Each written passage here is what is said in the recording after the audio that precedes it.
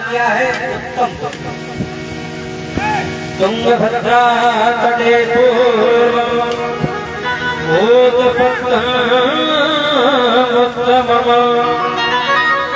बोले तुंगभद्रा नदी के किनारे गांव है उत्तम नगर, उत्तमपुर।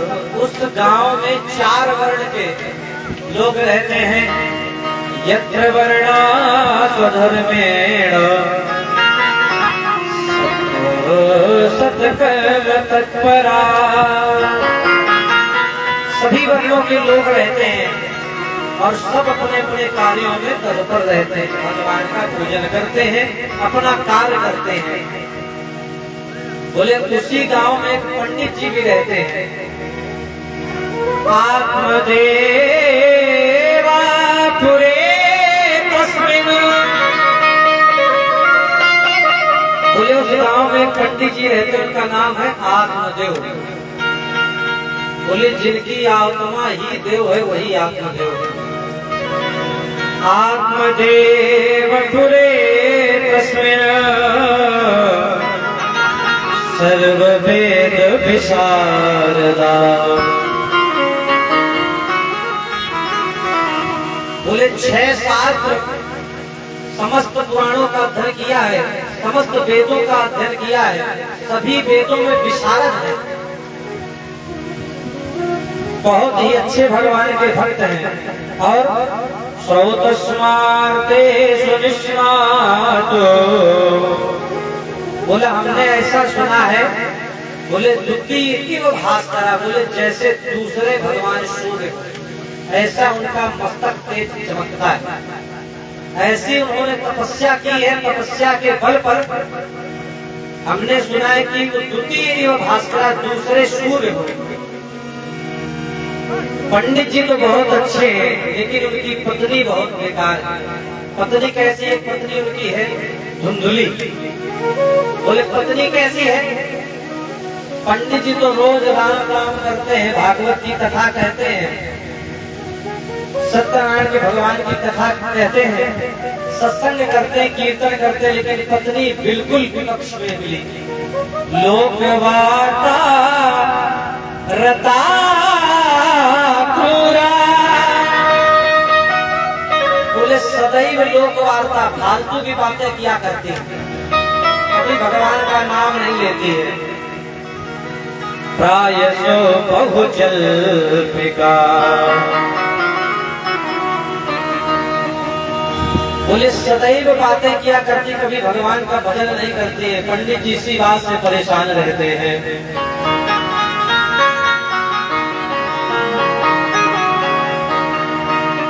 सही बात है। एक बार एक पंडित जी बहुत श्रद्धावान थे, बहुत भगवान की पूजा पाठ किया करते, लेकिन पत्नी विपक्ष बिल्कुल थी उनकी।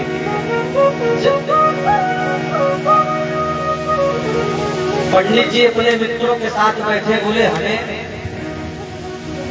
चलना है हरिद्वार स्नान करने के लिए। बोले हाँ हम तो जा ही नहीं सकते, काहे? बोले हमारी पत्नी हमेशा उल्टी चलती है। बोले उल्टी चलती है? बोले अगर उससे कहो कि आज दाल बना ले तो दाल तो बनने नहीं का, सूखे आलू ना मिले। बोले हमेशा अपोजिट चलती है। तो पंडित जी से मित्रों ने कहा कि आप अगर वो उल्टी चलते तो आप भी उल्टा बोल दिया करो। बोले कुछ नहीं, केवल आज जाओ उसे कह दो कि हम हरिद्वार नहीं जाएंगे। पंडित जी की बात समझ में आई और घर पे आए, कह दिए कि आज देवी जी हम हरिद्वार नहीं जाएंगे, हमारे मित्र जा रहे हैं लेकिन हम हरिद्वार नहीं जाएंगे। पत्नी तो उल्टे चलती है हमेशा, तो बोली जाओगे कैसे? नहीं तुम्हें जाना पड़ेगा। पंडित जी सोचे बात बन गई। बोले लेकिन अब हरिद्वार दूर है, वहाँ जाने के लिए कुछ भोजन पानी की व्यवस्था क्या किया जाए? पंडित जी बोले जाना है हरिद्वार, चिंता न करना, कुछ बनाना नहीं हमारे लिए, हाँ ना कुछ हम ले जाएंगे। पूड़ी उड़ी तो बिल्कुल ना बने, हलवा पूड़ी बिल्कुल ना बने। तो बोले अच्छा आप वहाँ जाओगे और पूड़ी ना बनाए, सब बांध के रख दिया, बना के रखा। बोले हम अकेले जाएंगे। बोले अकेले नहीं, हम भी चलेंगे साथ में। आज पंडिताइन भी साथ में पंडित जी के साथ हरिद्वार पहुंच गई, बढ़िया दर्शन किए। भगवान के स्नान जब करने लगे दोनों लोग, तो पंडित जी के दिमाग से बात उतर गई कि उल्टा हमें बोलना है, क्योंकि उल्टा चलती रही जीवन भर। उन्होंने केवल धोखे से कह दिया ज्यादा अंदर न जाना, नहीं तो डूब जाओगी। इस समय पंडिताएं बोले कि अच्छा हमें बता रहे हो, हम तैर लेते हैं। अंदर चली गई, डूब गई, राम नाम सत्य हो गया उनका। अब गोताखोर जब लगे, पंडित जी बैठे कि आए हमारी एक पंडिताएं न बताओ जीवन भर भोजन की व्यवस्था कैसे सबका हो। गोताखोर लगे ढूंढने के लिए, तो गोताखोर किधर ढूंढे, जिस तरफ धारा बह रही है। तो पंडित जी बोले भैया उधर न ढूंढो। बोले उधर गई है। बोले काहे, वो जीवन भर उल्टा चली तो वही, और तू भी उल्टा हो गया। वही हाल धुंधली का है। लोक वातारता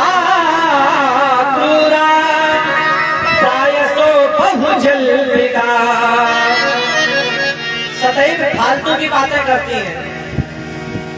एक बार किसी ने कह दिया 4 माताएं बैठी थी, कुछ शांति से बैठी थी। उन्होंने कह दिया 4 माता शांति से बैठे। यहाँ की खैर माता ऐसे नहीं है, सब शांति से देखो बैठी है। देखो अम्मा देखो शांति से बैठी, सब लोग बैठे। यहाँ की माता ऐसे नहीं है। तो ये लोक वार्ता में सदैव निपुण थी, पंडित जी से जस्ट उल्टा चलने वाली। आज पंडित जी दुखी हो गए।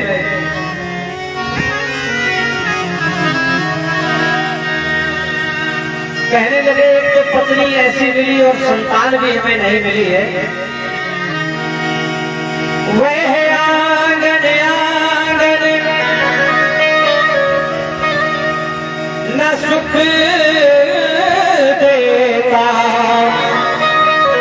और एक तो पत्नी उल्टा मिली हमें, दूसरी संतान नहीं कोई हुई। वह आंगन आंगन न शोभा देता, जिस आंगन में संतान न हो।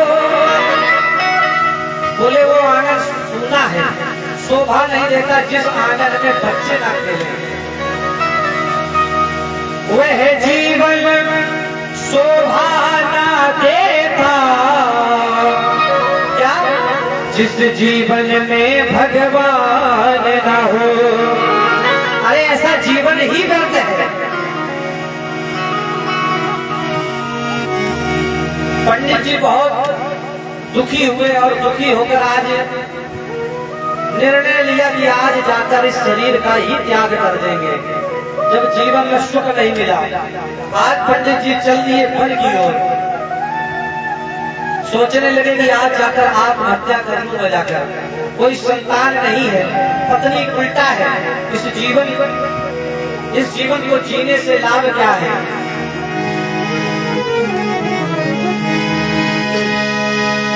ऐसी पंडित जी कह रहे हैं ऐसी दुनिया में जीने से क्या लाभ है।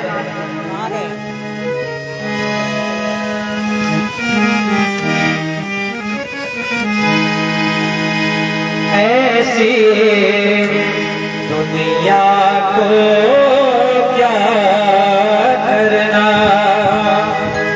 बोले ऐसी दुनिया को ही छोड़ देना चाहिए जहाँ शांति ना मिले। कोई शांति नहीं आपके देव के जीवन में, पुत्र भी नहीं है।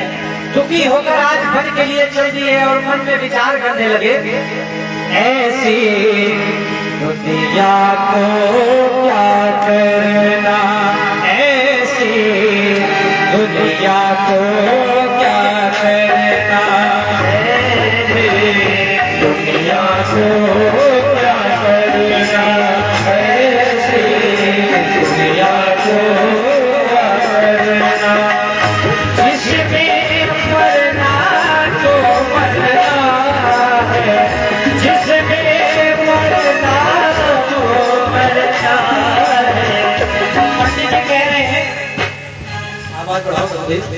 पंडित जी कह रहे हैं ऐसे दुनिया में हमें जीने से क्या लाभ है, दुनिया में रहने से क्या लाभ है।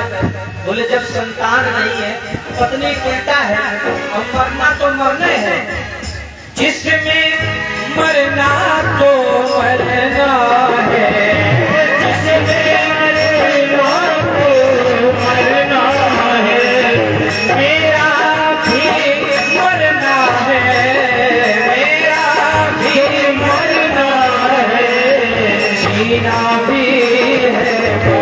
कहना, ऐसी दुनिया को क्या कहना, ऐसी दुनिया को क्या कहना, ऐसी दुनिया को क्या करना। पंडित जी कहते हैं ऐसी दुनिया को क्या करना जिसमें मरना तो मरना है। बोले मरना तो है, मेरा जीना भी मरना है। बोले जीते हुए भी हमें कोई शांति नहीं मिल रही है। आज पंडित जी वन की ओर चल दिए अपने प्राणों का त्याग करने के लिए। तो जिस समय हाथ में जल लेकर संकल्प लेने लगे कि आज मैं अपने प्राणों का त्याग कर दूंगा, तो उसी समय महात्मा जी आ गए। और ये सत्य बात है, जब भी भगवान के भक्तों के ऊपर कष्ट पड़ा है तो भगवान के भक्तों को बचाने के लिए कोई ना कोई महात्मा जरूर आया है। प्रहलाद जी की कथा जब आप सुनेंगे तो प्रहलाद जी को नारद जी मिले, गुरु जी को नारद जी मिले, यहाँ आत्मदेव जी को महात्मा जी मिले। आत्मदेव जी को जिस समय देखा ये ब्राह्मण है और संकल्प कर रहे हैं मृत्यु आत्मदाह करने के लिए, आत्महत्या करने के लिए, तो महात्मा ने कहा कथम रोदिसि विप्रत्वम काते चिंता कलीयसि। बोले हे विप्रदेव, आप क्यों रो रहे हैं, क्या चिंता है, किस कारण आपका मुखमंडल उदास है जो आप ये कार्य करने जा रहे हैं। ये तो बता दो क्या हो गया है, क्यों रो रहे हो, क्या खो गया है। ये तो बता दो क्या हो गया है, क्यों रो रहे हो, क्या खो गया। ये तो बता दो क्या हो गया है, ये तो बता दो क्या हो गया है, क्यों रो रहे हो, क्या खो गया है। ये तो बता दो क्या हो गया है, क्यों रो रहे हो, क्या हो गया है। तो बता दो क्या हो गया है, क्यों रो रहे हो, क्या हो गया है। कथम रोदिसि विप्रत्वम। संत भगवान ने पूछा आप रो क्यों रहे हैं, क्या कारण है जो आप आत्महत्या करने जा रहे हैं। काते चिंता भलीयसि। ऐसी कौन बलवान चिंता ने आपको जो घेर रखा है जिससे आप यह कार्य करने जा रहे हैं। भज तुम सत्वरम मयि हम स्वस्थ दुख से कारणम। बोले क्या कारण है हमें बताएं। तब आत्मदेव जी कहते हैं दिग्जीवतम प्रजाहीनम।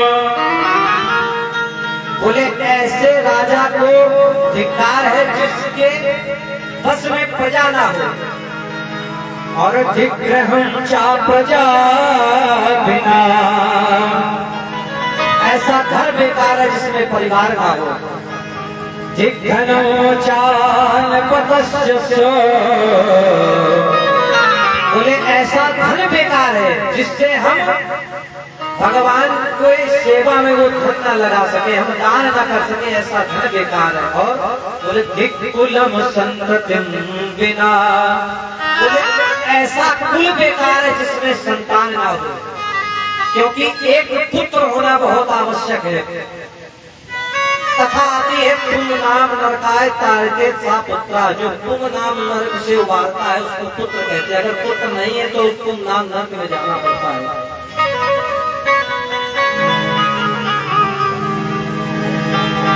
बोले और बोले ना तो मेरे कोई संतान है ना मेरी पत्नी सही है।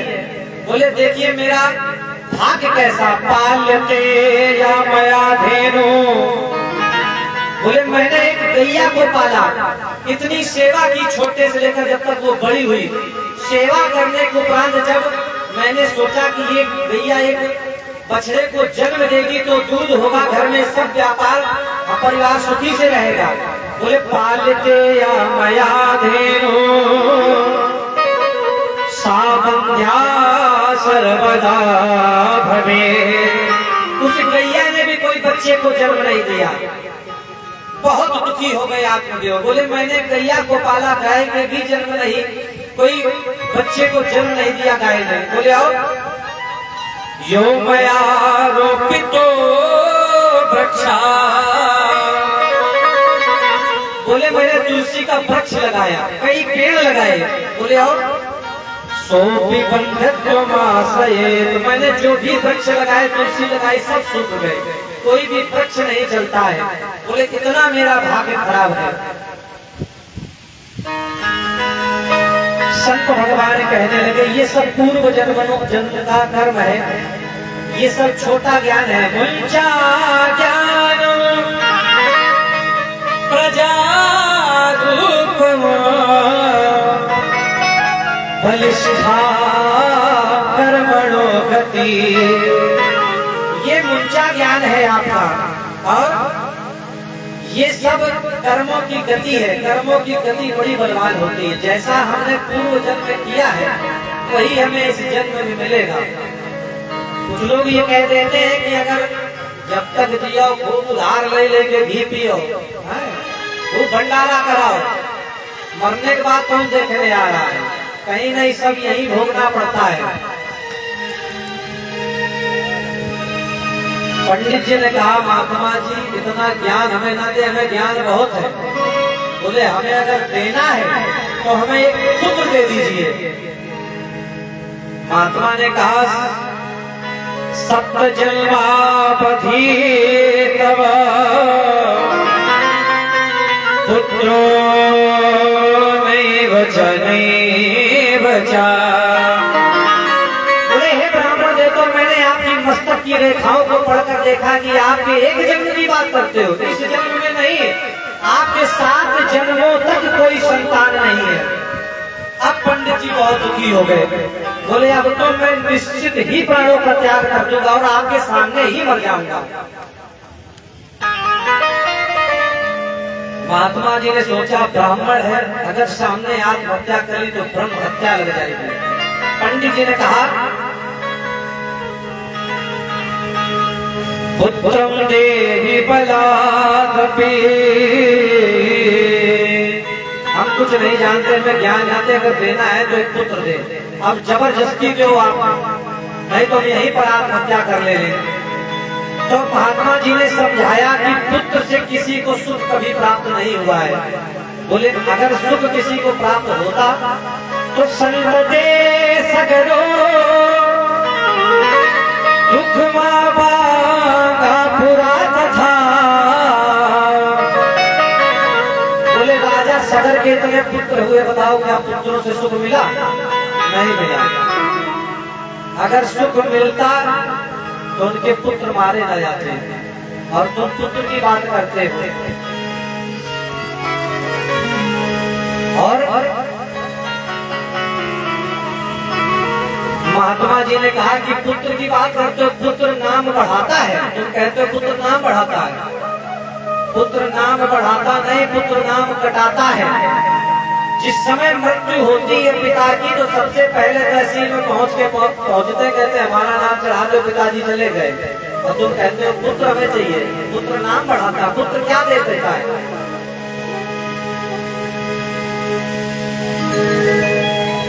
एक सूत्र आता है 10 पुत्र समा कन्या। बोले 10 पुत्रों के समान एक कन्या। Hello hello hello hello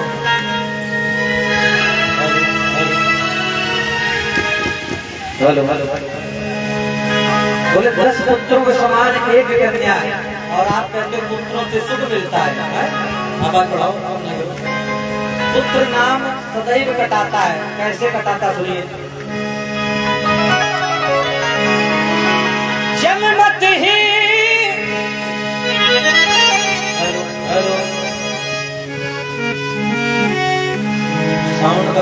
hello hello hello hello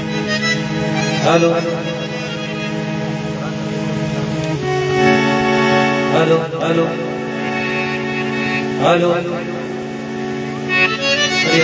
Shri Radhe आवाज हेलो। महात्मा कहते हैं कि पुत्र से अगर किसी को सुख मिलता तो पुत्र की बात सुनिए दादा। बोले पुत्र क्या करता है? सबसे पहले तो नाम कटाता है। जन्मत ही तारा हरे। बोले जिस समय पुत्र जन्म लेता है, गौरव भैया ध्यान से सुनिएगा, वार्तालाप तो बाद में भी हो जाएगी, ये सत्संग फिर नहीं मिलेगा है। बोले पुत्र क्या करता है? जन्मत ही तारा हरे। बोले जिस समय पुत्र जन्म लेता है तो सबसे पहले पत्नी का हरण कर लेता है। जन्मत ही तारा हरे और पीछे भोजन भवन। जिस समय पुत्र का जन्म होता है तो पत्नी से दूरी हो जाती है, आधा प्रेम बढ़ जाता है। जो समय पत्नी देवी जी पति को सेवा करती थी, चरण दबाती थी, अब वो सेवा कम हो गई, वो पुत्र में सेवा लग गई। जन्मत ही तारा हरे पीछे भोजन भवन। बोले शाम को जब बैठते तो कह दो पकौड़ी बनाओ, समोसा बनाओ। अब वो भी काम खत्म हो गया। कहा है अगर पकौड़ी बनाएंगे तो बच्चे का कौन देखेगा? तो पुत्र जो कहते हो कि पुत्र नाम बढ़ाता है। जन्मत ही तारा हरे और पीछे भोजन भवन। ता पीछे संपत्ति हरे और सुत से पैरी कौन। बोले जिस समय पुत्र जन्म लेता है तो आधा प्रेम बढ़ जाता है पति पत्नी का, भोजन बढ़ जाता है। 1 लीटर दूध आता था, आधा पीते थे, आधा चाय बनती थी। अब एक में बच्चे को चाहिए, खुद नहीं मिलता दूध वहाँ के, और उसके पीछे संपत्ति का हरण कर देता है। आने के बाद आप बताओ, आप कहते हैं पुत्र बहुत अच्छा होता है। उनका ज्ञान प्रजारूपम। आप पैर समझ में बैठिए। बलिष्ठा कर्मणागते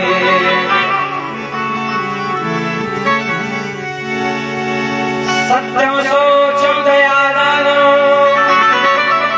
बाबा ने सोचा कि ऐसे मानने वाले नहीं, तो बाबा ने अपने झोली से एक फल निकाल कर दे दिया और कहा कि अपनी पत्नी को ये फल खिला देना, जाकर एक संतान आपको हो जाएगी। बोले लेकिन ये फल खाने के बाद कुछ नियम भी करने हैं। बोले नियम क्या? सत्यम शौचम दयादानो एक भक्तम तु भोजनम। बोले फल खाने के बाद एक काम करना है, बोले सत्य बोलना है, बोले पवित्रता रखनी है। बोले पंडित जी इतना कहाँ हो सकता है? जब तक रील न देखे तब तक कैसे बिल्कुल मने नहीं लगेगा है? सत्यम शौचम दयादानो एक भक्तौ तु भोजनम। जो भी माता अच्छे पुत्र को चाहती है कि भगवान का भक्त हो, ऐसा पुत्र उसको ये नियम जरूर करना चाहिए, वो सत्य बोले, दया रखे, दान करे और केवल एक समय भोजन करे। आज धुंधली को जब ऐसी बातें बताई, बोले हम जब तक 3 बार ना खा ले तब तक हमारा पेट नहीं भरता है। और पंडित जी बताओ तुम कह दो कि एक बार भोजन। वर्षावती स्त्रिया कार्यो तेरे पुत्रो निर्मला। बता दिया ये जो नियम जो माता अगर कर लेती है तो निर्मल पुत्र भगवान का पुत्र होता है। आज धुंधली फल लेकर विचार करने लगी, विचार कर रही अगर मैंने इस फल को खा लिया, फल भक्षेण गर्भाशा गर्भेण उदर प्रथिता स्वल्प भक्षम ततो सत्ते गृह कार्यों कथम भवेत्। परीक्षित जी धुंधली आपस में ये विचार कर रही कि अगर मैंने ये फल खा लिया तो उदर बढ़ जाएगा, और जब उदर बढ़ जाएगा तो भोजन कम हो जाएगा, तो जब भोजन कम होगा तो हमारी शक्ति नहीं रहेगी शरीर में, जब शक्ति नहीं रहेगी तो घर का कार्य कौन करेगा। बड़े विचार कर रही, तर्क वितर्क कर रही है। देखिए कुबुद्धि है ये धुंधली, सद्बुद्धि हो तो ये सोचती और विचार नहीं करती है, फल को खा जाती है, लेकिन कुबुद्धि ये विचार कर रही है। दैवाघाटी ब्रजे में बोले दैव योग के कारण अगर गांव में आग लग जाए तो मैं भाग भी नहीं सकती हूँ, क्योंकि इतना वजन हो जाएगा। दैवाघाटी ब्रजे में फलाए गर्भणी कथम। बोले अगर आग लग जाए तो मैं भाग नहीं सकती, इसलिए कहो मैं मरी जाऊं चल के तो मैं फल नहीं खाऊंगी। तर्क वितर्क कर रही है, ये मन में सोच रही थी, तब तक इसकी एक बहन आ गई, इसके ही जैसे इसकी बहन भी थी। अब बहन से कहने लगी क्या हो गया, ये फल क्यों लिए बैठी हो? तो बोली ये हमारे पति देव फल लेकर आए, बोले इससे बालक हो जाएगा। बताओ बालक, अगर फल से बालक होने लगे तो बताओ। उसे विश्वास नहीं है धुंधली को। आपस में मंत्रणा तर्क वितर्क कर रही दोनों बहनें। बोले अगर मैंने फल खाया सुकुमारी कथो सहे। बोले मैं तो इतनी सुकुमारी हूँ, बताओ कैसे मैं इतना भार उठाऊंगी। तो वो बहन उसकी कहने लगी जब ऐसी समस्या आ जाएगी तो आप अपने नंद को बुला लेना। तो बुद्धि है धुंधली, कह रहे नंद की बात करते हो। मंदाया मयि सर्वस्व ननंदा संघरे पदा। बोले तुम नंद की बात करती हो, मैं तो लेटी होंगी, इतना मुझे कष्ट होगा, तुम नंद की बात करती हो। नंद आएगी मेरा पूरा धन समेट कर ले जाएगा। तो बोली एक काम करो, ये बालक आप इसको रख लीजिए, मेरे पास धन की कमी और तुम्हारे पास बालक की कमी है, आप फल खा लो। धुंधली ने इतने विचार तर्क किए लेकिन फल नहीं खाया। आज उसकी बहन कहने लगी अगर फल का अगर परीक्षण करना है तो जो गाय बनी है ये फल उसको खिला दो, और बहन कुछ समय से मेरे उधर में एक संतान है, वो संतान हो जाएगी तो मैं तुम्हें दे दूंगी। हमारा तुम्हारा बटा क्या है, मुझे कुछ धन दे देना और हम तुम्हें कुछ दे देंगे। आज धुंधली इतनी कुबुद्धि आज विचार कर रही है, कह रही है लालने पालने दुखम। बोले अगर बालक हो भी गया तो कोई बात नहीं, दर्द इतना सहन करे। बोले इसके बाद लालन पालन जो करना पड़ता है ये बड़ा दुख होता है। लालने पालने दुखम प्रसूता या शुभर्थे। बोले इससे अच्छा तो है बंध्याया विधवा नारी। बोले या तो मैं बांझ रहूं, बोले या तो बांझ नारी ठीक है या विधवा ठीक है, उनके पुत्र नहीं है। देखिए कुबुद्धि कितना उल्टा सोच रही है, ऐसी इसकी मति है। आज दोनों विचार करती नहीं चली गई। कुछ समय के बाद उसके बहन को पुत्र हुआ, उसने भिजवा दिया, पता नहीं चला। आज आत्मदेव को सूचना मिली कि आपके पुत्र हुआ है। आत्मदेव बड़े प्रसन्न हुए। ततो दानम दुजाभ्यो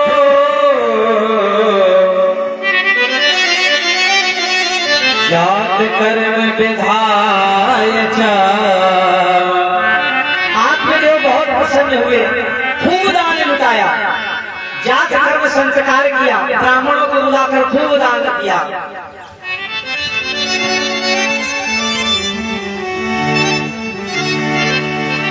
सर्वस्व दान दीन सबका हो, सर्वसदान दीन सबका हो, सर्वसदान दीन सबका हो, जय पावारा नहीं पाओ, जय पावारा नहीं पाओ। आत्मदेव ने खूब दान दिया, ब्राह्मणों को बुलाया, जात कर्म आदि संस्कार किए, और अब आत्मदेव का भाग्य देखिए। उधर धुंधुली के पुत्र हुआ तो गाय जो दरवाजे पर बंधी थी उसने भी एक बछड़े को जन्म दे दिया।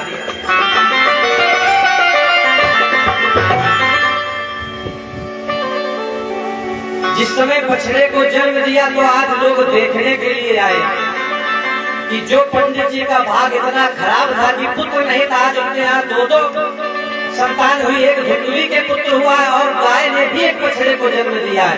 लेकिन विचित्र बात क्या है, बोले जो गाय ने बालक को जन्म दिया है वो बछड़ा नहीं है, बालक है। पूरा शरीर तो मनुष्य की आकृति का है लेकिन कान गाय के हैं। गौकर्णा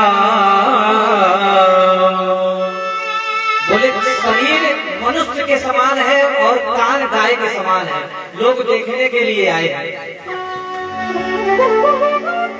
धुंधुली ने विचार किया कि नामकरण का जब अवसर आया तो कहने लगी, दूसरा कि तीसरा है, दूसरा को विचार किया कि आपने सब कार्य किया, दान दिया, जात कर्म संस्कार किया, बोले अब नाम मैं रखूंगी।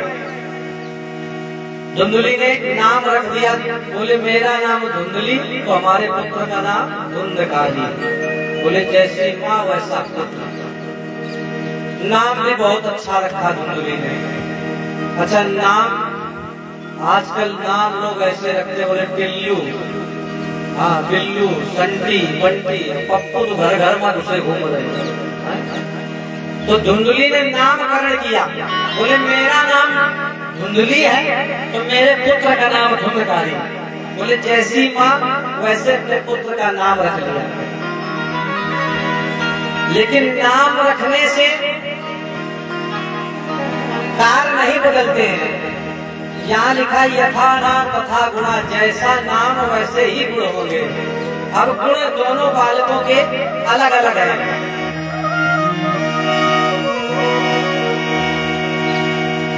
और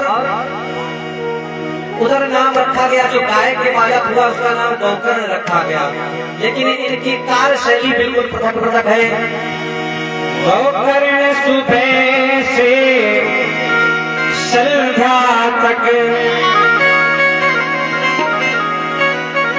गौकर्ण सुबह से संध्या तक पूजने में समय बिताते, पूजने में समय बिताते, पूजने में समय बिताते।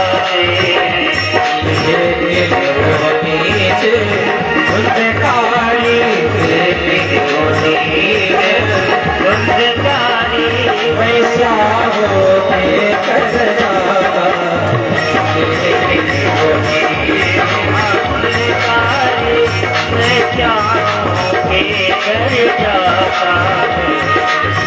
महाराज सुबह से लेकर शाम तक भगवान की पूजा करते हैं, लेकिन विपरीत स्थिति धुंधकारी की है। वो क्या करता है, वैश्याओं का संग करता है। कोई अगर बुजुर्ग अंधा या लाठी लेकर जा रहा है, उससे अगर कहा कि लाला हमें थोड़ा इस गांव से उस तरफ हमें कर दो, तो कहता है दादा आओ, हम यही काम करते हैं, लोगों को निकालते हैं।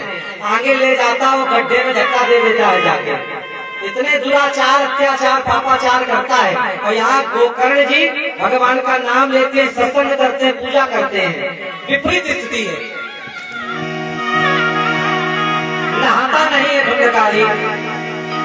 गौकर्णा पंडितो ज्ञानी, धुंधकारी महाखला। व्यास जी ने इस श्लोक में एक पंक्ति लिखी कि गौकर्णा पंडितो ज्ञानी, गोकर्ण जी महान ज्ञानी हुए। बोले और धुंधकारी के लिए लिखा कि धुंधकारी महाखला। बोले धुंधकारी महाखल हुआ। बोले महाखल क्या? हमारे गुरु जी एक बात कहते थे। क्या कहते थे? बोले महाफल का मतलब जानते हो क्या होता है? बोले जो खाएं और लड़े, जिनका काम इतना है दिन भर खाना और दिन भर लड़ना। बोले खा माने खाना, ला माने लड़ना। बोले वो है फल। और विशेषता उनकी का जिनका खाए वो नहीं लड़े, बोले वो है महाफल। गौ करना पंडितो ज्ञानी पुत्रकारी महाफल। सब हंसते भोजन हाथ नहीं धुलता, बाहर से आता है ऐसे भोजन करने लगता है। वैश्याओं का संग कर लिया है इसने, इसकी बुद्धि भ्रष्ट हो गई है। आज आत्मदेव जी फिर परेशान हो गए, रोने लगे, कहने लगे ऐसा पुत्र मैंने आज तक नहीं देखा। देखिए पहले पुत्र के लिए रो रहे थे कि हे महात्मा, हे भगवान, हे प्रभु एक पुत्र हो जाए। पहले पुत्र के लिए रो रहे थे, अब पुत्र के वजह से रो रहे हैं कि कहाँ से ये पुत्र हो गया, इतना पापी अत्याचार। आत्मदेव मन में विचार करने लगे, पातिष्ठामि क्वा गच्छामि को वे दुःखं व्यपोर है। मैं कहाँ जाऊं, किसके पास जाऊं, मैं क्या करूं? आत्मदेव परेशान हो गए, दुखी हो गए। धुंधकारी इतना आतंक कर रहा है। पंचो कृपा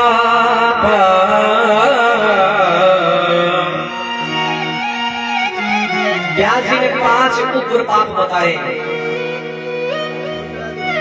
बोले पहला पाप क्या है? पहला पाप होता है ब्राह्मण की हत्या करना, ये उग्र पापों में आता है। बोले दूसरा पाप गुरु की हत्या करना, तीसरा पाप गाय की हत्या करना, और चौथा पाप पत्नी की हत्या करना, और 5वां पाप माता की हत्या करना। ये 5 उग्र पाप बताए व्यास जी। महाफल है धुंधकारी।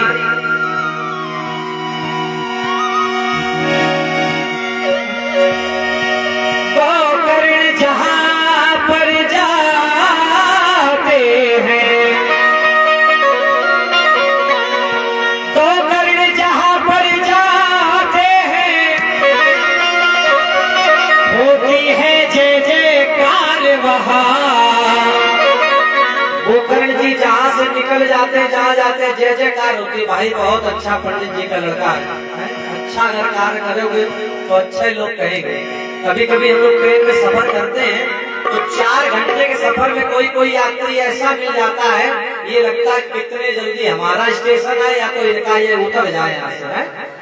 और लेकिन कोई कोई यात्री ऐसा मिल जाता है कि स्टेशन पे उतरने के बाद भी उनकी चर्चा भाई बहुत अच्छे थे, बहुत बढ़िया थे है? तो वही गोकर्ण जी जहाँ पर जाते हैं, गोकर्ण जहाँ पर जाते हैं, होती है जय जयकार वहाँ। पर धुंधक की धुंधलियों से मच जाता हाहाकार।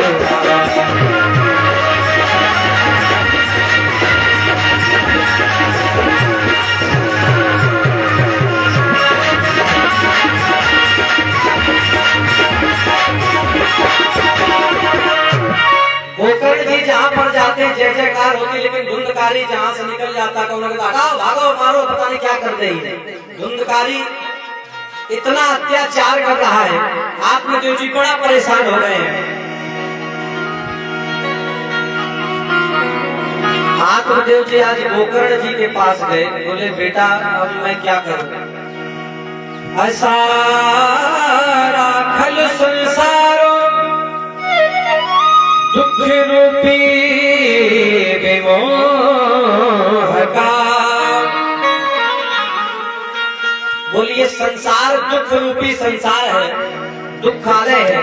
आप इस संसार में अगर सुख का अनुभव करेंगे, सुख की प्रतीक्षा करेंगे तो यहाँ पर सुख नहीं मिलता, केवल दुख ही दुख मिलता है।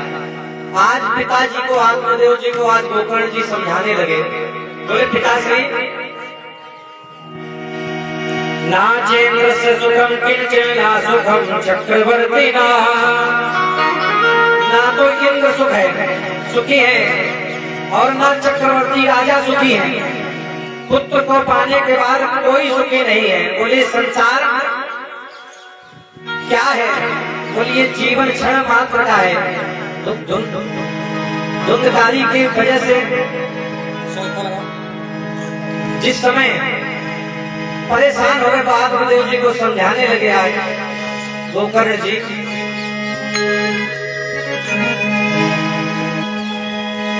क्षण भंगुर जीवन की कलिका,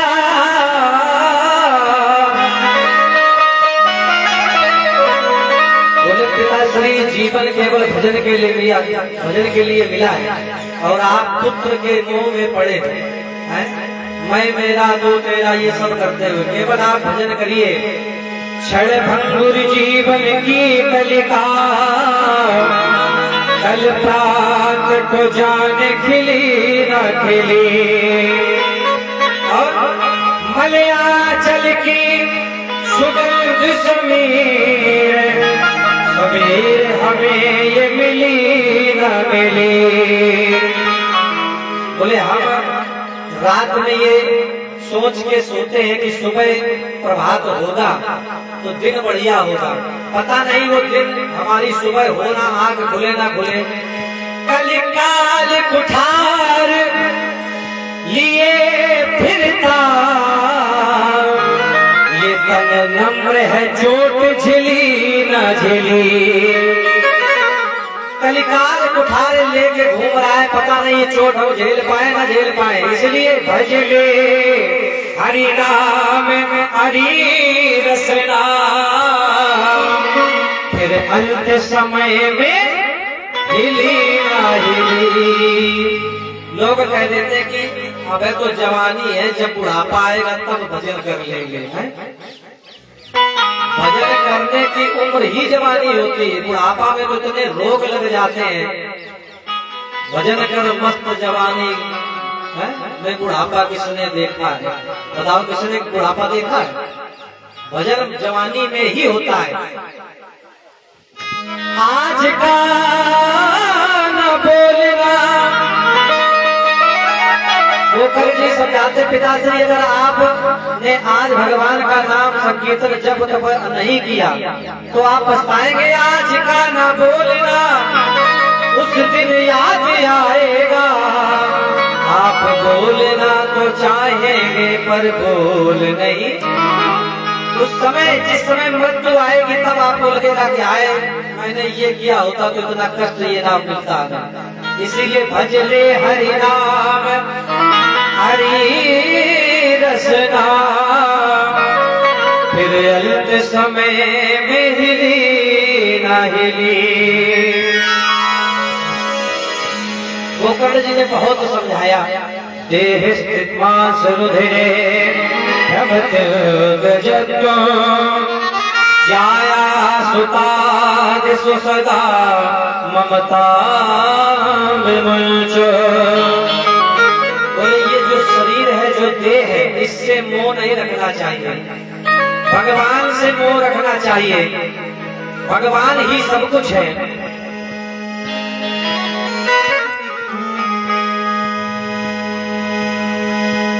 खून का गारा बनाया, बोलिए शरीर कैसा है पिताजी? खून का गारा बनाया और मीठ जिसमें हड्डियां। भगवान ने कैसा बनाया हमारे शरीर को? बोले खून का गारा बनाया और मीठ जिसमें हड्डियां। ये चंद श्वासों पे टिका है ये ख्याले आसियां।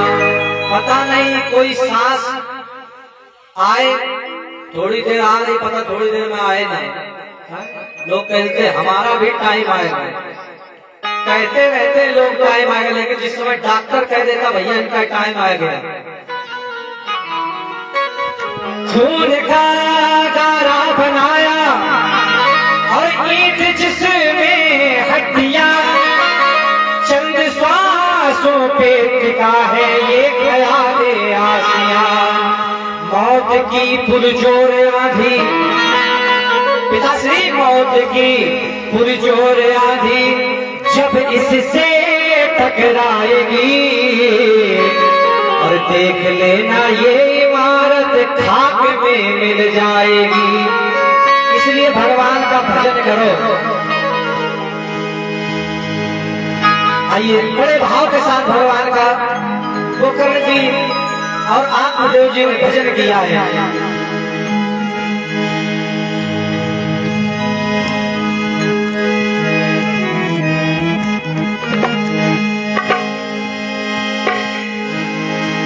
जय सिया राम, जय जय सिया राम, जय सिया राम, जय जय सिया राम, जय सिया राम, जय जय सिया राम, जय सिया राम, जय जय सिया राम। सभी लोग ताली बजाकर राम नाम का जप करिए। श्री राम जय राम, जय जय श्री राम, जय राम, जय जय राम, जय सिया राम, जय जय सिया राम, जय सिया राम, जय जय सिया राम, श्री राम जय राम, जय जय राम, श्री राम जय राम, जय जय राम, सीताराम भगवान की जय। इस प्रकार भजन करते रहिए। मौत की पुरजोर आंधी जब इससे टकराएगी, देख लेना ये इमारत खाक में मिल जाएगी। किसी भक्त ने कहा कि एक रास्ते से जा रहा था, बोले एक इमारत बता रही है कि इमारत, जिस समय भक्त उस रास्ते से निकला तो कहता है खंडहर बता रहा है, इमारत बुलंद थी। अगर हम भजन भगवान का नहीं करेंगे तो हमारा जीना व्यर्थ है। इसलिए अपने परिवार के साथ साथ परिवार में रहो, संसार में रहो।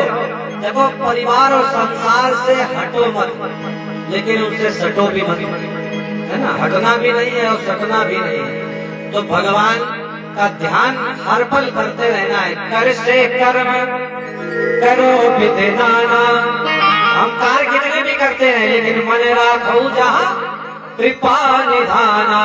हमें हर पल ये याद रखना है कि हमें एक बार अंत समय में वहाँ जाना है, वहाँ के लिए कुछ ना कुछ प्रबंध करना है। यहाँ खूब लूटा आनंद प्यारे, आनंद प्यारे, अरे वहाँ के लिए क्या प्रबंध प्यारे। यहाँ खूब लूटा आनंद प्यारे, आनंद प्यारे, वहाँ के लिए क्या प्रबंध प्यारे। बैंक में पैसा जमा करते हैं, खर्चा को 9,000 जमा करिए, बोले ब्याज मिलेगा, ये पैसा काम आए। हम यहाँ की बैंक को भर रहे हैं लेकिन वहाँ की बैंक का ध्यान नहीं दे रहे हैं। हमारी कर्म की बैंक भी वहाँ भरनी है। यहाँ खूब लूटा आनंद प्यारे, आनंद प्यारे, अरे वहाँ के लिए क्या प्रबंध प्यारे। यहाँ खूब लूटा आनंद प्यारे, आनंद प्यारे, वहाँ के लिए क्या प्रबंध प्यारे।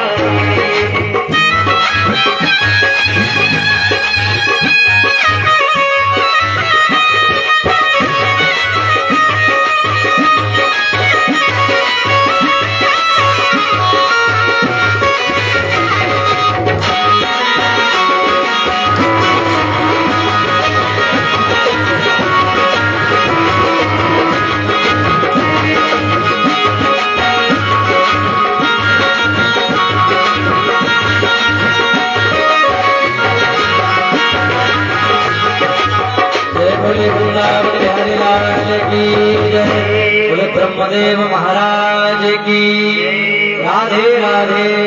राधे राधे थोड़ा तेज बोला, थोड़ा सुनाई पड़े। राधे राधे और तेज बोलो बस। मेरे पंडित जी बहुत देर हो गई, आप राधे राधे बुलवा रहे हैं। तो धुंधकारी महाखल हुआ, पिताश्री बहुत दुखी हुए। गोकर्ण ने उपदेश दिया। उपदेश का ये लाभ हुआ कि आज आत्मदेव जी भागवत के 10वें स्कंद का पाठ करते हुए वन की ओर चले गए। और वन की ओर जाने के बाद जब धुंधकारी को लगा पिता तो चले गए, स्वतंत्र हो गया, माता पे इसने प्रहार कर दिया।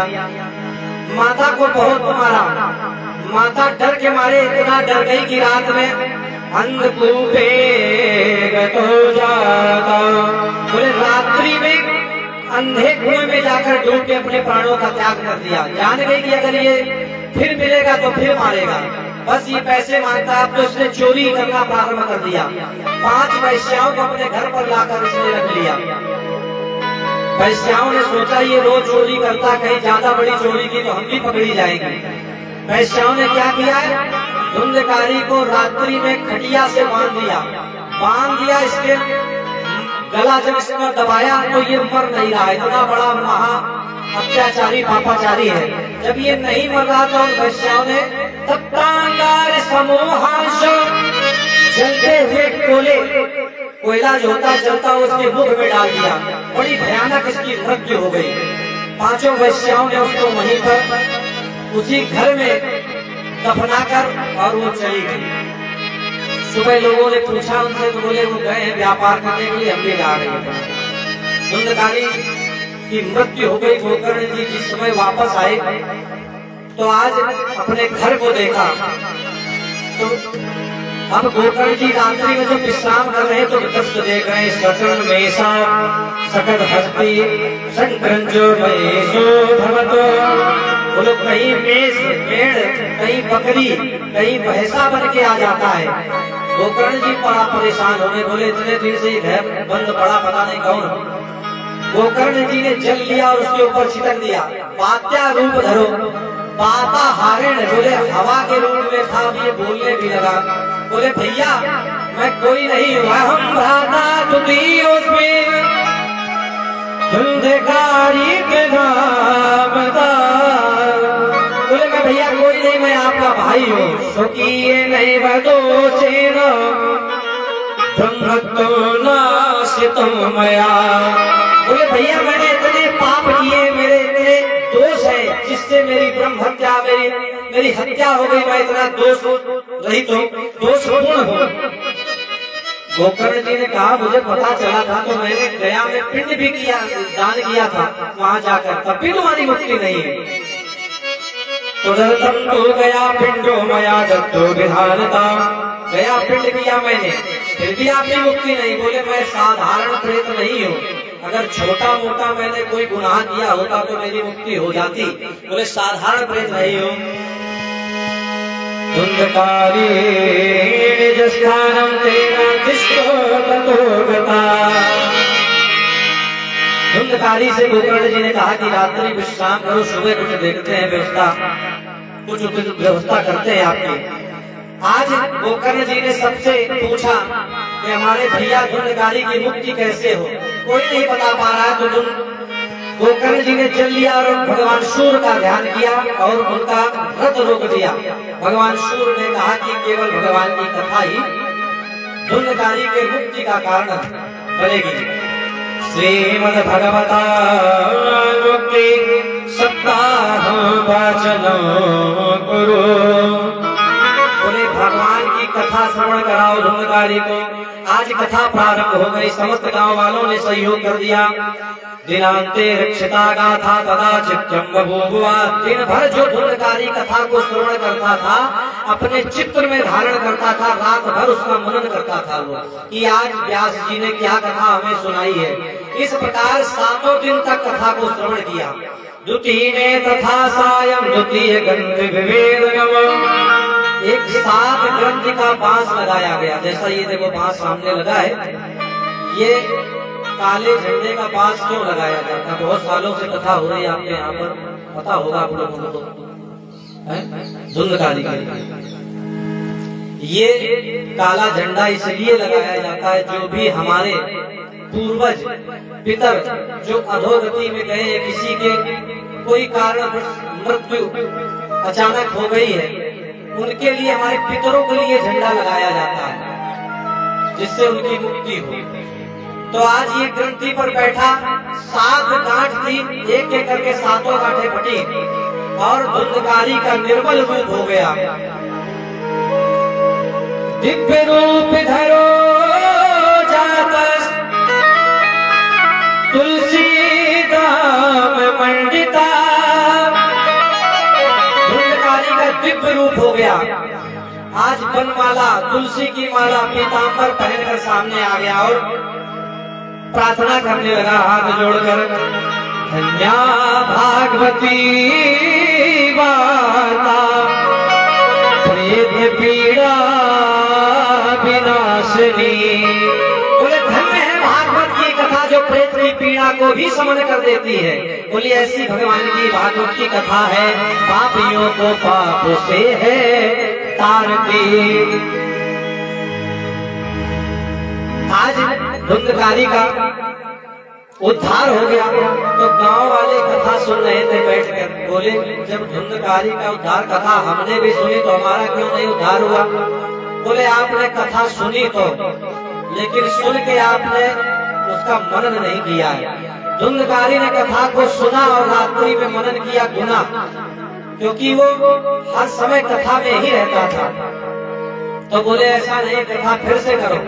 तो फिर से गोकर्ण जी ने कथा करी। सबके लिए आज विमान आया स्वर्ग से, साक्षात भगवान जी पधारे हैं आज सबको लेने के लिए। बोले वृंदावन बिहारी लाल की। और ऐसे वहाँ के लोग गए जैसे अयोध्या वासिना सर्वे यथा रामेण शक्यता। जैसे अयोध्या के लोग राम जी के साथ सब गए थे, वैसे ही सभी लोग आज चले गए भगवान के धाम। आख्यान में तत्परम पवित्र श्रुतो सकतै विदहेत घोगम साथे प्रियुक्तम पितृतत्त्वमहे नित्यं सुपाठाद पुनर्भवचा। इस धुंधकारी और गोकर्ण जी की कथा को श्रवण करने का ये फल प्राप्त होता है कि जिनके पूर्वज, जिनके पुरखा तरे नहीं है, वो आज के दिन इस बाबा ब्रह्मदेव की आंगन में बैठकर भक्ति और भाव के साथ इस कथा को जो भी भक्त श्रवण करते हैं उनके पूर्वज तर जाते हैं। जिनके कुल में पितृ दोष होता है वो दोष खत्म हो जाता है। बोले वृंदावन बिहारी लाल की जय। अब नारद जी ने प्रश्न किया कथा सुनने की विधि क्या है? तो नारद जी को आज सौनकादि ऋषियों ने कथा सुनने की विधि बतलाई है। बोले कथा कैसे सुननी चाहिए? बोले व्रत रहना चाहिए, सुबह से लेकर शाम तक व्रत रहना चाहिए। बोले पंडित जी एकादशी का व्रत बड़े मुश्किल से करते हैं, तो बोले व्रत कैसे रह पाएंगे? बोले एक बार केवल आप चाहो तो घी पी सकते हो। बोले घी इतना शुद्ध आता नहीं, अशुद्ध होगा तो हजम होएगा नहीं। बोले फिर क्या? बोले पया पानो। बोले दूध पी के व्रत रहो। बोले दूध पिएंगे तो पेट खराब हो जाएगा। तो बोले भोजन तो मन में आप भोजन को ही ना सब कुछ मान ले, तो अगर आपको दिक्कत ना हो तो केवल एक बार भोजन करके कथा को सुने। कथा में जिस कारण विघ्न न आवे ऐसा भोजन या फलाहार आप लेकर कथा को श्रवण करना चाहिए। भोजन, इसके बाद विधि बताई। बोले कथा में खर्चा कितना आता है? बोले कथा में खर्चा इतना आता है कि जितना एक बेटी के विवाह में खर्चा होता है, जितना परिश्रम लगता है, उससे ज्यादा परिश्रम भागवत की कथा में लगता है। आज भागवत की विधि बताई है, व्यास जी का असंतोष, उनकी कथा बताई। इसके बाद व्यास जी और नारद जी का संवाद हुआ है। आज व्यास जी बड़े दुखी मन में बैठे हुए थे। नारद जी पधारे। बोले क्या हुआ? बोले मैंने कितनी कथाएं लिखी, 17 पुराण रच दिए, लेकिन मन में शांति नहीं मिल रही है। बोले व्यास जी आपने सब कुछ किया, वेद लिखे, वेदांत लिखे, पुराण लिखे, लेकिन आपने भगवान का नाम नहीं लिखा, भगवान की गाथा नहीं लिखी, भगवान के नामों का गुणगान नहीं किया। तो बोले क्या करो? बोले भगवान के नामों का गुणगान करिए। बोले देखिए हम एक दासी पुत्र थे, केवल संतों का संग मिलने के ही कारण हमें भगवान का दर्शन हुआ और हमें ये वीणा मिली जिससे हम भगवान नाम का संकीर्तन करते हैं। आज व्यास जी ने भागवत लिखी है। अब चर्चा आई कि बहुत देर से हम सुन रहे हैं कि परीक्षित जी कौन है, परीक्षित जी कौन है। तो ये परीक्षित जी कौन है? अब देखिए इस भागवत में महाभारत की कथा है।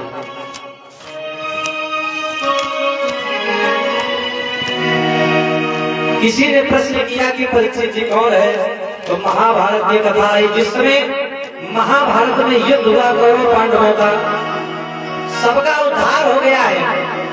इधर रणभूमि में दुर्योधन की जंघा टूट गई है। तो जंघा जिस समय टूटी है तो ये कराह रहा है। इसका मित्र अश्वत्थामा आया, बोला मित्र मैं क्या कर सकता हूँ बताओ। बोले हमें कुछ नहीं, मेरे जीवन का एक लक्ष्य था कि मैं पांडवों को हरा दूं, वो मुझसे कभी भी आगे ना बढ़ पाए। अश्वत्थामा ने कहा कि ठीक है, मित्र है, अगर मित्र की मैं बात न मानूं तो मित्रता ही बेकार है। जेना मित्र दुख होए दुखारे, तिन्हि बिलोकत पातक भारी।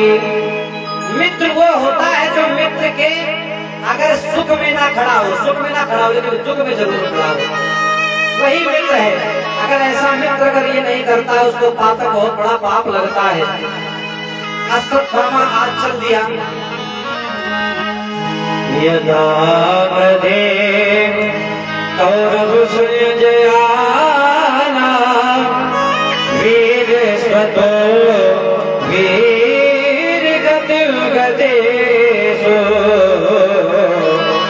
प्रभोदरा विद्य गदा विमला, भगनोरुदंडे धृतराष्ट्र पुत्रे। करा रहा है दुर्योधन रण में। आज अश्वत्थामा आ गया, भगवान को ये पता लग गया कि आज अश्वत्थामा आएगा। तो भगवान ने क्या किया कि पांचों पांडवों को लेकर वन में चले गए। बोले आज विजय का दिन है, चलो हम लोग विजय दिवस विजय उत्सव मनाते हैं, इसलिए कहीं चलते हैं। रात्रि में वो लोग चले गए।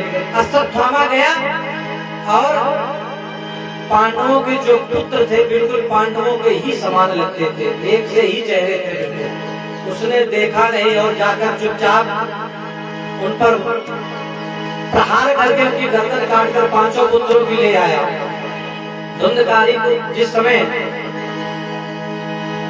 दुर्योधन को एक एक करके सर दिया, तो भीष्म का सर जिस समय दिया तो सिर जिस समय पकड़ा,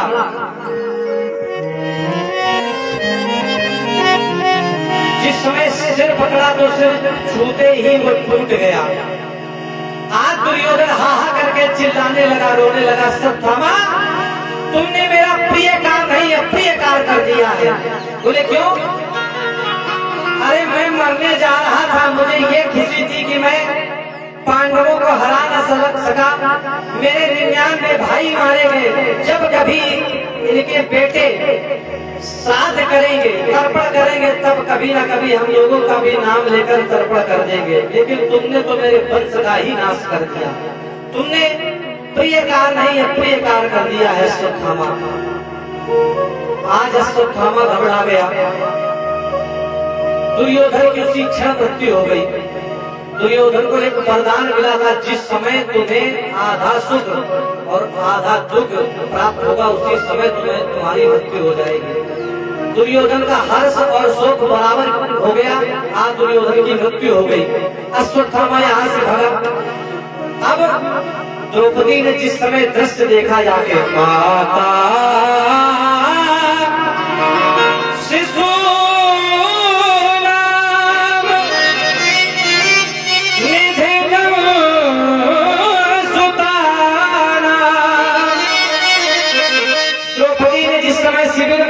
देखा तो रक्त की धार बह रही थी। माता शिशु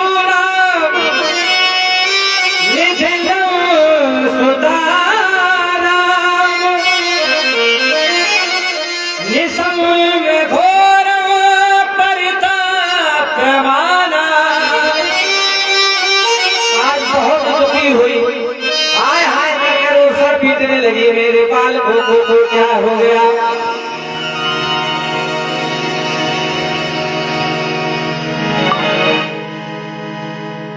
भगवान लौट कर आए। भगवान ने समझाया कि ये सब विधि का विधान है, भगवान के आगे होने के आगे किसी की नहीं चली है, जिसकी कभी चली है। भगवान समझा रहे हैं ये तो होनी थी, होनी के सामने किसी की नहीं चलती है। जिसकी कभी चली है होनी के सामने, होनी भी टल गई है होनी के सामने। जिसकी कभी चली है होनी के सामने। भगवान समझाने लगे सोचो द्रौपदी, अगर ये पुत्रों की जगह अगर तुम्हारे पति होते तो क्या होता। अगर पति है तो पुत्र मिल जाएगा, अगर पति ही नहीं रहेगा तो पुत्र कहाँ से मिलेंगे। वही भगवान समझा रहे हैं। इसकी कभी चली है होनी के सामने, होनी भी झुक गई है होनी के सामने। होनी भी झुक गई है होनी के सामने, होनी भी झुक गई है होनी के सामने। बोले होनी क्या है? होनी तो होके रहती है। कैसे? रामायण का प्रसंग आता है जिस समय मैया जानकी का हरण हो गया। आज भगवान बन बन ढूंढ रहे हैं खग हे मृग मधुकर से तुम देखी सीता मृग नैनी। वन में ढूंढ रहे हैं, लताओं से वृक्षों से पूछ रहे हैं, खग से पूछ रहे हैं, पशु पक्षियों से पूछ रहे हैं भगवान राम तुम देखी सीता मृग नैनी। आगे जिस समय पढ़े तो एक गीध जो पक्षी राज था, अत घायल गीध कटे पखना तो मैं रसना रट लाती रही।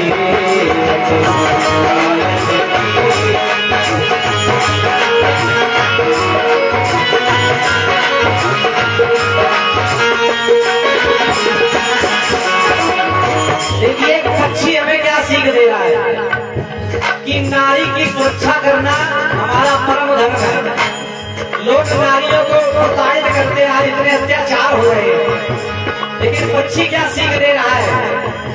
घायल हो गया, पंख कट गए, लेकिन फिर भी रावण से लड़ाई उसने की। जब नहीं लड़ पाया तो नीचे गिर पड़ा। अति घायल गीध कटे पखना तो मैं रसना रटलाती रही। और गीध की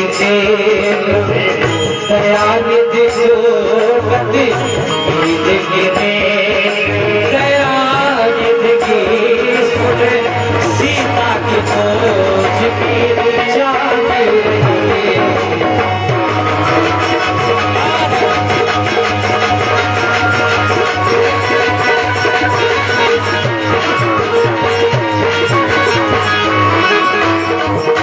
वही भगवान ढूंढते घूम रहे हैं तो भक्त कह रहे हैं, भगवान ने कहा द्रौपदी किसी की भी नहीं चली होनी के सामने। होली भी झुक गई है होली के सामने, होली भी झुक गई है होली के सामने। क्यों? त्रैलोक के रक्षक थे सीता के साथ में, त्रैलोक के रक्षक थे सीता के साथ में। मैया जानकी अयोध्या से भगवान राम के साथ में आई, सदैव साथ में रही। त्रैलोक के रक्षक स्वयं भगवान थे, उनकी भी नहीं चली। त्रैलोक के रक्षक थे सीता के सामने, त्रैलोक के रक्षक थे सीता के सामने, उनकी भी ना चली थी रावण के सामने।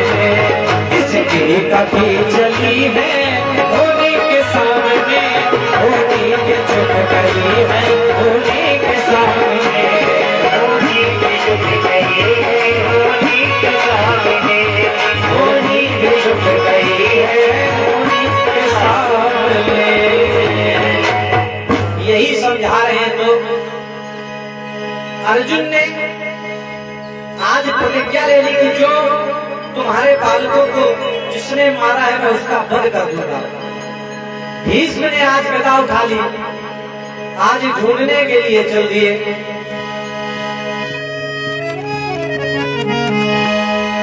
अश्वत्थामा भागा जा रहा था तो ब्रह्मास्त्र का प्रयोग अश्वत्थामा ने कर दिया डर की वजह से, कहीं ऐसा ना हो ये पकड़ कर मुझे मार दे। अब अर्जुन घबरा गए, प्रभु ब्रह्मास्त्र आ रहा है मुझे बचाइए। तो भगवान ने कहा ब्रह्मास्त्र आ रहा है, बचना तुम्हें स्वयं पड़ेगा। क्यों? क्योंकि तुम एक ही गुरु के दोनों शिष्य हो। ब्रह्मास्त्र उनके पिताश्री ने उसको चलाना सिखाया था लेकिन वापस करना नहीं सिखाया था, लेकिन तुम चलाना और लौटाना दोनों जानते हो, तो तुम इसको वापस कर लो। आज ब्रह्मास्त्र को वापस करके अपने तरकस में रख लिया और बांध के पीछे डालकर आज द्रौपदी के सामने अश्वत्थामा को लाकर खड़ा कर दिया। अब कहा कि द्रौपदी तुम बताओ इसको क्या दंड दिया जाए।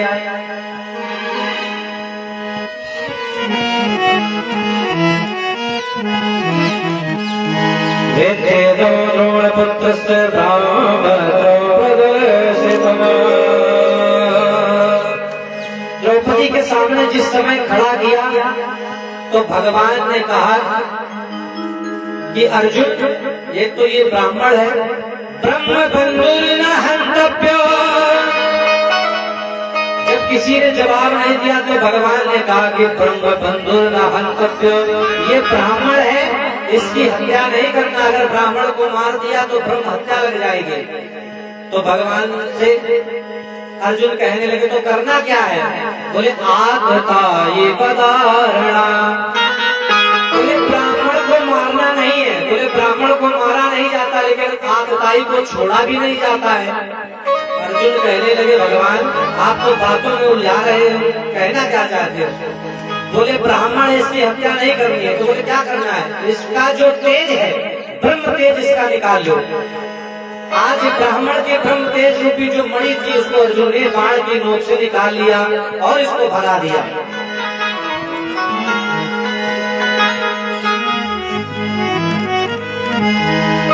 जिस समय भगाया तो ये क्रोध की अग्नि में जलता हुआ जाने लगा। इसने सोचा कि इसने मेरा अपमान कर दिया तो इसने पुनः ब्रह्मास्त्र का संधान कर दिया। बोले मैं इसके कुल में किसी को रहने नहीं दूंगा। उत्तरा के ऊपर इसने प्रहार कर दिया। आज उत्तरा घबराने लगी। उत्तरा कह रही भैया मेरे गर्भ को कोई अग्नि जलाई जा रही है। कुंती मैया ने कहा आप भगवान से प्रार्थना करो। तो जब किसी का सहारा नहीं मिला तो आज उत्तरा ने हाथ जोड़कर कृष्ण कृष्ण महाभाग भक्तानाम भयंकरा तुम्हें गोदय मानाना पवर गो संसदे। उत्तरा चिल्लाने लगी, कहने लगी हमारी रक्षा करो।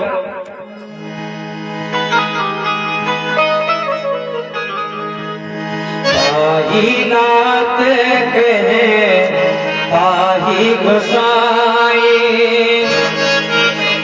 भूतल पर लपट की नाई। पाही नाथ कहे पाही गोसाई भूतल पर लपट की नाई। आज उत्तरा हाथ जोड़कर भगवान से प्रार्थना करने लगी पाही पाही महायोगिन देव देव जगतपते नान्वयं तद्भयं पश्ये यत्र मृत्यु परस्परम। बोले मेरे गर्भ को कोई अग्नि जलाए जा रही है, प्रभु मेरे गर्भ की रक्षा करिए। देखिए क्षत्राणी जो अपने पुत्र की रक्षा के लिए स्वयं कह रही है मुझे चाहे कुछ भी हो जाए लेकिन मेरे पुत्र को कुछ नहीं होना चाहिए। ये एक माँ का भाव है। एक मैया ये कह रही है मेरे पुत्र को कुछ ना हो, चाहे मेरी जान ही चली जाए। भगवान ने तुरंत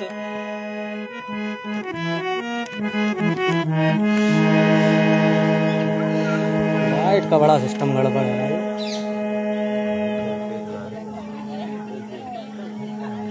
ठीक है।